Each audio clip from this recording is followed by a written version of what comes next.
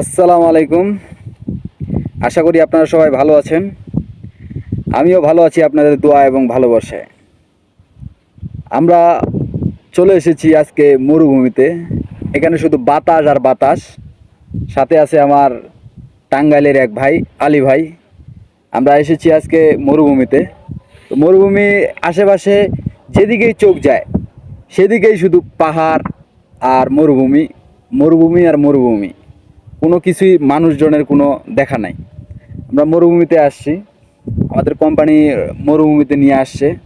এখানে থাকতে হবে কয়েকদিন আরও, জানি না কতদিন থাকতে হবে জানি না।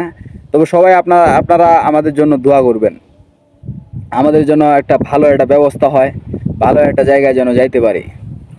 তো এই মরুভূমিতে দেখলাম মানুষজন নাই, শুধু হাহাকার আর হাহাকার, শুধু পাহাড়ের কান্না, মরুভূমির কান্না, বাতাস।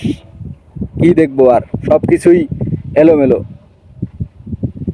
কি করব, চলে এসেছি 7 সমুদ্র 13 নদী পার হয়ে মধ্যপ্রাচ্যের দেশ, নবীর দেশ, প্রিয় নবী হযরত মুহাম্মদ সাল্লাল্লাহু আলাইহি সাল্লামের দেশ সৌদি আরব। সৌদি আরবের আজকে এমন এক জায়গায় আছি, আশেপাশে 500 কিলোমিটার আশেপাশে কোনো যোগাযোগ ব্যবস্থা নাই। এমন এক জায়গায় আছি, যেদিকেই তাকাচ্ছি সেদিকেই শুধু মরুভূমি, ধুধু মরুভূমি।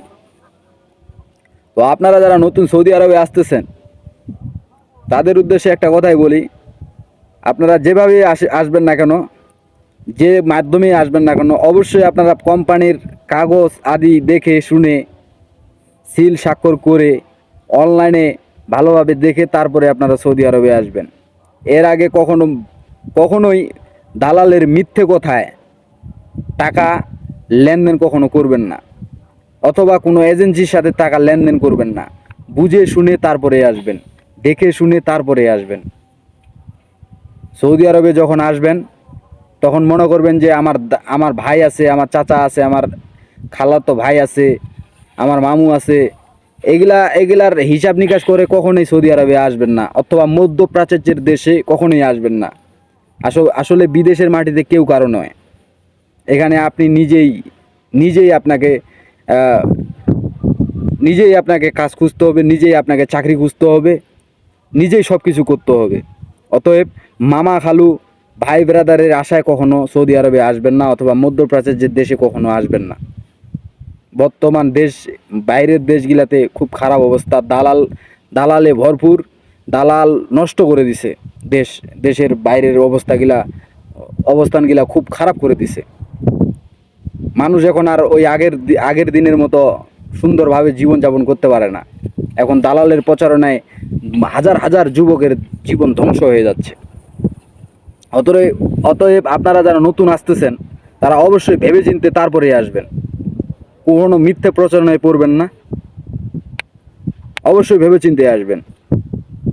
বিদেশ আসলে পরে যে টাকা, এমন না। বিদেশ আসলেও আপনাকে কাজ করে খাইতে হবে, বিদেশ আসলেও আপনাকে চাকরি করে খাইতে হবে। বিদেশ আসলে আপনাকে 8 ঘন্টা 10 ঘন্টা 12 ঘন্টা ডিউটি করে আপনাকে মাস শেষে আপনি একটা বেতন পাবেন। আর আপনি যদি সারা মাস বেতন করে যদি আপনি স্যালারি পান, বেতন না পান, তাহলে এর মতো কষ্ট আর কোথাও নাই। অতএব আপনারা যারা নতুন আসতেছেন ভালো একটা কোম্পানি দেখে তারপরে আসবেন। এর আগে কখনো দালালের মিথ্যে কথায় ভুলে যাবেন না। তো সবার জন্য শুভকামনা, আমাদের জন্য দোয়া রাখবেন। আসসালামু আলাইকুম।